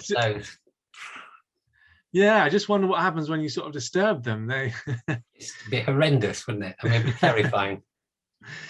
Yeah, goodness. But yeah, I really like that you would just you've included, really in detail there, even looking at the genitalia of species that are on the continent and might already be here. Really, making people take a second look at those familiar things in the UK. So if people would like to just find those males of everything. The thing I haven't laboured, because I know that not everybody likes to collect specimens, but collecting specimens has real conservation value, because we can recognise and identify and get these distributions, and some of these things may be endemic and they may require serious attention. So without actually identifying things properly, those records for Dicranopalpus and Paralegal media, for that matter, a lot of them have been thrown out effectively. But I don't trust many of them to be true. So I can't look at a map for some of those species and know what's going on. So we would love people to, give us really confirmed records. Maybe, as we were talking last week, when the DNA is out there and we can just sample the soil, takes all the fun out of it, doesn't it? But we will know what's where. Yeah, absolutely. Identification is absolutely everything. It's at the bottom of the tree of learning about behaviour and ultimately conservation. But I'll go into questions now. Then, if that's okay. Haven't got too many yet, so we'll see. But the first one from Ian Bedison. How reliable is the characteristic black saddled appearance of Mytopus moreo males? This is like a two-part question. So I can see many of these with typical female markings, but with the truncated abdomen shape of males. Is body shape of much use in sexing these? No, not particularly. I mean, yeah, I know what you mean. Yeah, I would say that's more about how well fed they are, how moist the atmosphere is, and things like that. Certainly, you do get fairly truncated females, but you're quite right. I mean, I go by that. I go by that sort of stunted appearance to tell me it's a male. What often happens is the sort of last few segments are sort of concertinaed together in a male more often, and tend to be more expanded in a female. But then that may be a sort of product of egg production, and when she's gravid, they clearly expand, and you can see the membranes between those final segments. So as they're more mature, it becomes more obvious. I think when they're younger, that is less obvious. The male pattern is really distinctive, but because I've showed you the ones, I really wished I hadn't shown you the ones of up on the moors in Sheffield in some respects, because they look a lot like the Ericaeus form, and I'm not quite sure. I sent them off to have the DNA sampled years ago in America, and never really got the results. So I'm not quite sure what's happening there. But sometimes that they are quite dark all around. Generally speaking, though, it's that nice egg timer pattern, which is really, really consistent. And the sort of relative size of Tridents is that compared to that sort of size of a Mytopus moria. So they're 2 or 3 times bigger than Mytopus moria, but quite a similar sort of appearance. So yes, I'm sorry, long-winded answer, Ian. Yes, sometimes the females are a little bit truncated, but it is kind of how I recognize a male as well. So yeah, I know what you know, I think, in that respect. But pick them up and have a closer look. And I would take samples and specimens anyway. To be honest, going beyond what I said at the beginning, I would say collect specimens of everything if you can. You're not going to destroy a population. You're not going to harm the population overall. But in 5 years' time, when somebody from Austria comes and says, oh, by the way, we realize Mytopus morio is actually 3 species, we will be able to go and have a look at our specimens and work it out. Because we don't collect Mytopus morio, because it's so obvious in the male, when that happens, we'll be stuck as we are with Dicranopalpus ramosus. So the more specimens we've got to refer back to, that much of a head start that we'll have. You can't beat the time machine of the specimen. We cannot go back in time to look at these things, but we can if we've got a specimen, and it's wonderful when you can do that. It is so rewarding to be able to go back to a museum collection and resolve questions from 30 years ago, which is exactly what's happened with Chordatus and ramosus. But it's only confused, it's made it more difficult rather than making it easier in that case. But at least we know what the situation is. So collect males and females. Thank you, very wise. Okay, on to a question from Bill Parker. In the field, before collecting any Harvestmen specimen, is there any obvious way to identify adult males and females, as there is in spiders? No, not particularly. No, we've not got like big palps at the front. It's more a matter. I think the great advantage we have, and we can't, overemphasize this. There's only 33 of them. I'm sure that in just the last 3 weeks, people will have learned 2/3 of the species. So you'll know a male from a female phalangium. You'll know a male from a female Mytopus morio. You'll know a male from a female in Dicranopalpus of one sort or another. So I would more go down the lines of, once you know the species, so you'll know it's a male or a female.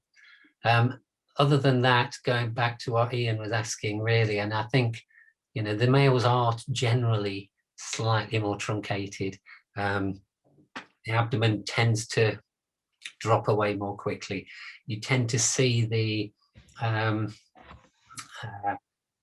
segments at the rear end more easily. They may actually be different. I'm not sure if sometimes you can see a structure. You can actually see sort of the kind of where the segments at the rear end come together, and sometimes there's like a hole or some kind of structural thing there that isn't present on the female. But to be honest, mate, the easy answer for me is that there's only 33. It's not. It's a lot of them are quite sexually dimorphic, so that isn't always going to be a question. So maybe take males and females, if you know. Ultimately, there.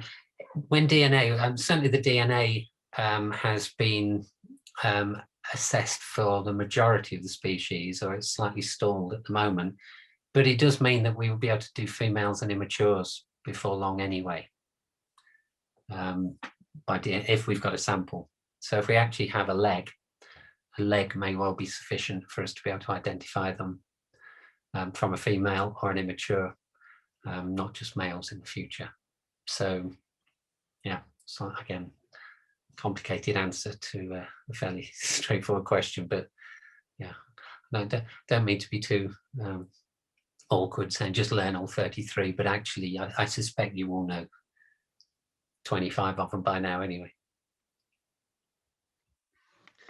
And I suppose actually DNA can help to answer questions about the really immature, about the really tiny, when they're first hatching out, and where you find them, because that'll be the only, DNA will be the only way to identify things that have just hatched out of eggs, etc., and the sort of habitat that they are found in. Yeah. I mean, it just opens up a whole.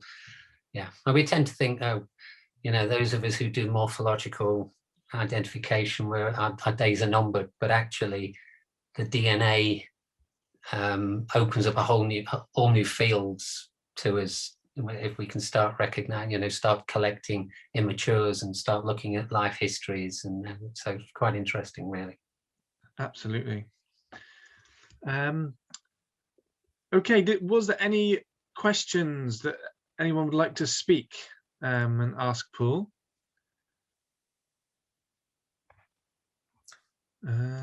Alexis, is it?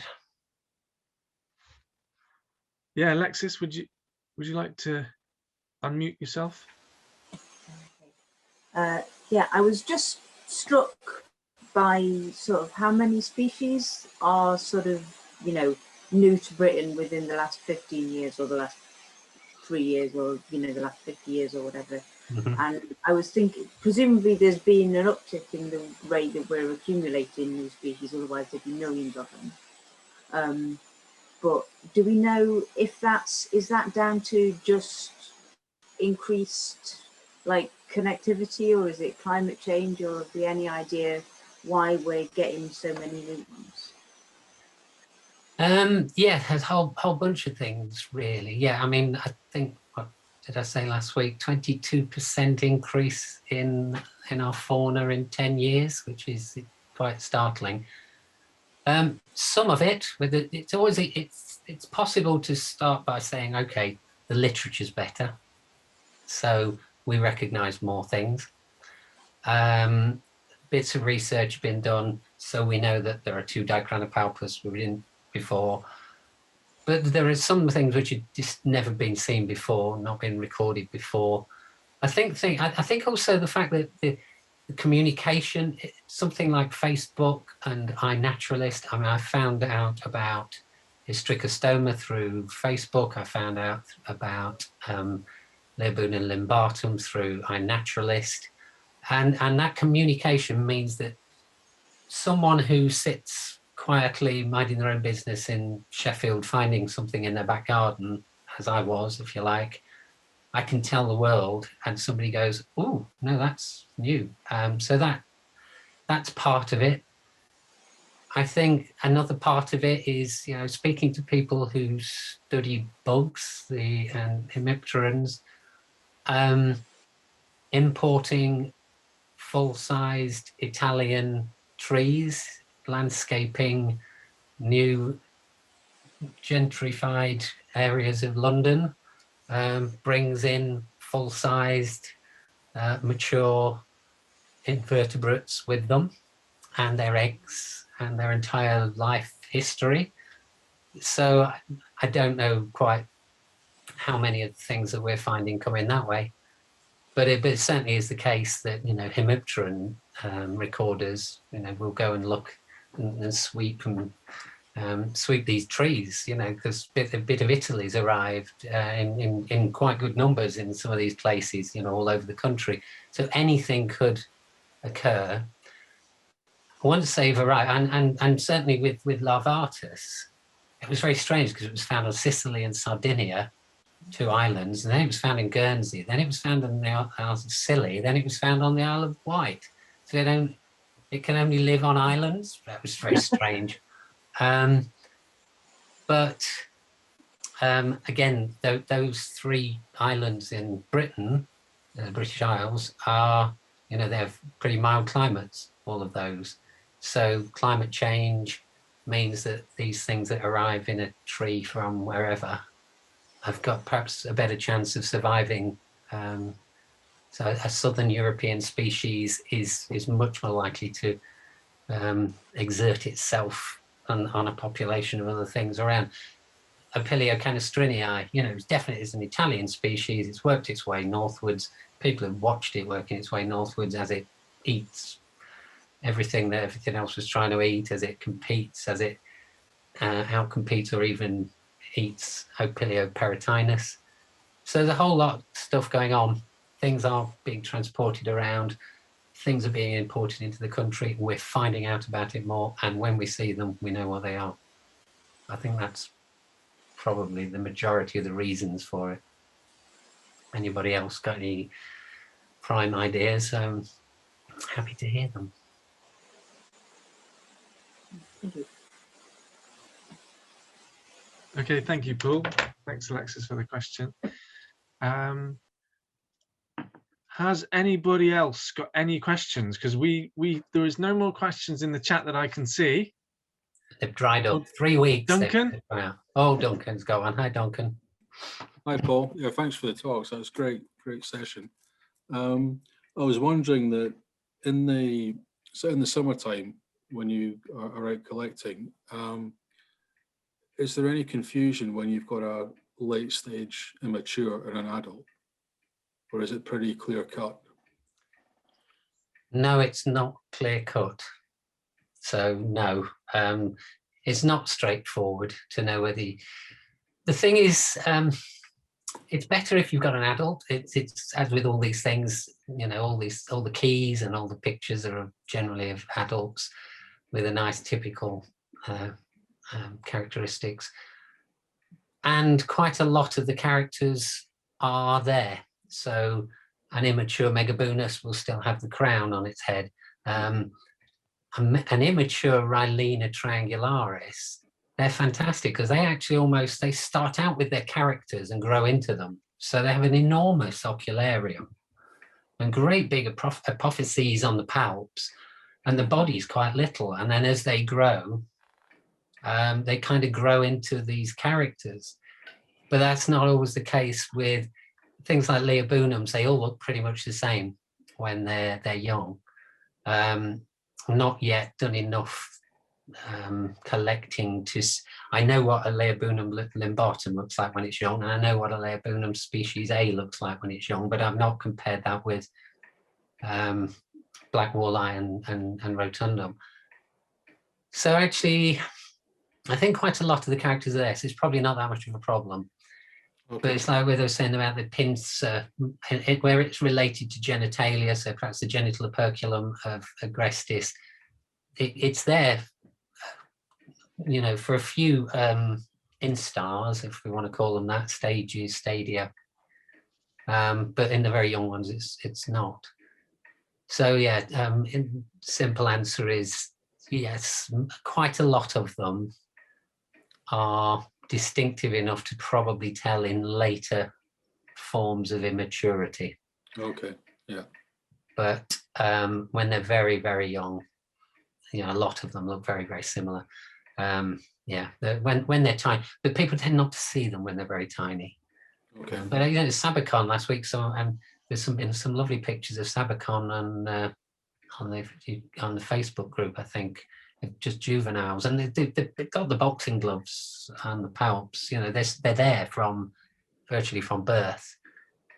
So hopefully, yeah, it's the laburnums are the big problem, really. I think possibly Nelema, the big gangly leg things, and yeah, the sort of Mitopus phalangiums when they're half grown. Okay, yeah. So there's not an easy answer, but yeah. Okay, thanks. The DNA is what we want. Richard Gallen.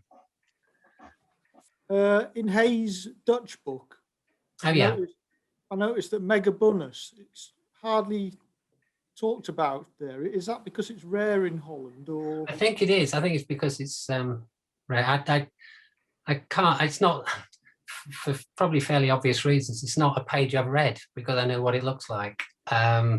So I've admired his drawings, which are just superb. But no, I'm not sure. I don't think it is a common thing there, particularly. Perhaps I'd have to have a read of the description in the English version. That's probably the easy answer. Have you got the English translation? I have somewhere, but I don't think I've ever read that. Not to hand, unfortunately. Here we are. Well, if I could find it for you in the time without wasting everybody's life, I'll perhaps tell you. Oh yeah, it's not a fat lot, is there? Not recorded in this country. There you go. That's a simple answer. There you go. Yeah. Not recorded in the Netherlands, possibly in dikes along the coast, and then refers to it being Norway, Great Britain, French coast, Pyrenean, Ireland, Iceland, Faroe Islands. So no, that'd be why he hasn't made a great deal of Megabunus. Anyway, it is for anyone who hasn't seen the book. I mean, because there's an English translation. I mention his illustrations, and they're just lovely, lovely pictures that throughout of everything. Let's try and find. I mean, they're gorgeous images. They're smarter than the average illustration with a key. So there you go. Go and buy Hayes' book and download the BAS English translation. But yeah, it's a really nice book. But no, they don't get it. It's nice to hear that we've got something really spectacular that some Yeah. countries don't have. It's usually the other way, isn't it? In Yeah, UK? quite. I'm not quite sure where we've got it, but they have. But it is around. It's just skipped the Netherlands for some reason. And if I could be cheeky and ask a second question there, Gary, let's just see if he says yes. Yeah, it seems to be. Yeah. You didn't really mention about the different habitats that some of those obscure little harvestmen prefer. Are there any pointers that some of the little ones, maybe arboreal or terrestrial? Or Yeah. Do you mean like the two Paralegal and the two Oligolophus? Yeah. Yeah, they're reasonably. Tridents, Oligolophus tridents is leaf litter. That's the easy place to find it. And if we were doing a course, I would be down on my hands and knees in long grass, and I would be working my way forward. To find a lot of these little things, just get right down there. And it's where all the spiders are, it's where all the beetles are and everything. And it's like walking through a rainforest down there. That's where so much life, as I'm sure you're well familiar. But that's where I find my harvestmen. That's where I find Oligolophus tridens. And it might just be a little way up the grass stems and in the undergrowth, but it's running around. Aggressis is running around on the ground there. The equivalent of that on a sand dune or a salt marsh or coastal heath, you're doing the same thing, you may find Paralegal medii, if you're very lucky. It only took me 12 years to find one. And yeah, again, just rummaging around. I was in the base of sand dune grass. You get cut to pieces. Wear goggles, wear eye protection for doing that one. Hanseni tends to be in the trees. I like a small oak tree. Sweep a small oak tree. You get Hanseni. You will get Aggressis. Aggressis is everywhere, but Hanseni is more up there. You'll also get your Dicranopalpus, Ramosus, certainly up there. I've only tended to find Chordatus sitting on walls so far, but it could be in trees. What's the other one? Yeah, well, so Hanseni tends to be up there. But again, if I'm weeding my drive and just the plants along the side of my drive in my garden, that's where I'll find Hanseni there. So yeah, they're all over the place. But Trident tends to be mostly in leaf litter. And yeah, medii similarly, but in a different kind of habitat. Though Steve Gregory's found medii just on grassland in Oxfordshire, I think. And yeah, I've got a very early record of medii that I took on the Great Orme in short calcareous grassland. But yeah, I'm beginning to doubt myself now. I think I'm going to have to go back and check that. Yeah, you've not got a specimen. Probably I've got a specimen somewhere. Yeah, well, it'll be really distinctive if you go and have a look at the specimen. I'd really like to know the definite medii out there.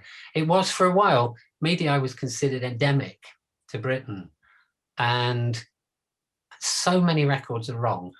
So many are not medii, and they're Aggressis or Hanseni, that I really don't trust the actual distribution of for medii. So I really like confirmed records, but there aren't that many. Even I've not got many in my collection, but those that I had, I checked and I was wrong. Like 10 years ago, I looked and mine were all wrong. Yeah, quite interesting. I've got a tube from John Hancock, and he's got one of these big glass tubes, and it was stuffed halfway up with medii. Nice. They are. Fine. He must have had them from some pitfall. I can say they fall into pitfalls. I've had my first sample, I think Peter Harvey sent me one. I think that was potentially from a pitfall. So yeah, but I mean, until it was found in the Pyrenees, it was considered potentially endemic. And I think it's got a really kind of narrow habitat requirements, and it could be something that really could do with some kind of protection, designating it as something, because it is quite a scarce beast anywhere else, and it's hard to find here. Yeah, you do hint at that thing about checking old records as well, because I often think that there's a lot of things that we record, and how often do people go back to their old records and correct them? No, not quite. And say, no, I was wrong. Let me just correct that and solve a problem. No, it's sort of these days. I think if you put your record up on iRecord, it's easy to go in and edit. But it's a different matter to go into the BRC, NBN Atlas, and change something I put on there 20 years ago. Yeah. Without going to town, and it's been quite complicated. So it's yeah. Okay, they come back to haunt you, because if it's in a published document, somebody might redigitize it thinking that the record isn't there, and then it pops up again. No, it's very complicated. But I years ago, when I first saw a definite medii, I just thought, I've never seen this before. And I checked my specimens and I thought, they're all wrong. So I went to the museum collection and thought, yeah, they're all wrong. Not that there were many. So I started asking, I won't name them here, but really reputable, people you'll have all heard of, really good entomologists, really good arachnologists.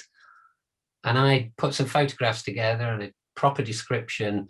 It was just a very informal thing. It wasn't a paper, but just saying, this is actually what it looks like. And I circulated it and said, can you now check your own collections, please? Because I really want to know if this thing's out there. And so many of them got back to me and said, never seen that. And no, you can therefore disregard my records because I've never seen that.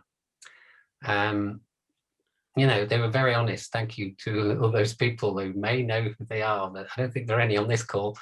But some really well-known naturalists who were, and, you know, I had hands up. I said, oh, mine are wrong. So, you know, are yours? And they said, yeah, mine are wrong too. Well, that's reassuring to hear, Paul. Thanks. Yeah. Well, perhaps, Paul, when you're coming into World Museum, maybe the meaty eyes of World Museum might need a quick check there if they haven't been already. Yeah. If we have any, I don't know. I guess we would. That's the problem. I think a lot are not, because, you know, when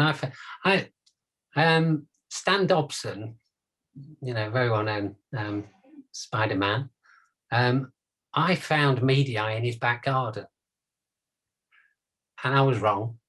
You know, we thought, oh, that's meaty eye, and, you know, thankfully I kept the specimens, and I thought, honestly, you know, me and Stan were getting it wrong. So I'm not Nate. It wasn't Stan that identified. It was me. It was in his back garden. So, you know, I thought it was ironic, really, that I got something so wrong in his back garden. There we go. Well, I think that just leaves me to say thank you to everyone for coming, and if you've been to all three, you know, great for sticking it out, or maybe you still need to catch up on last week or something. But I think it's been, yeah, as I've said, it's been an amazing series, and we are extremely grateful to you, Paul, for all your time and effort you put into this, and all your expertise, and really comprehensive answers in the discussion sessions as well. So yeah, You're welcome. I just expect lots and lots of records in now.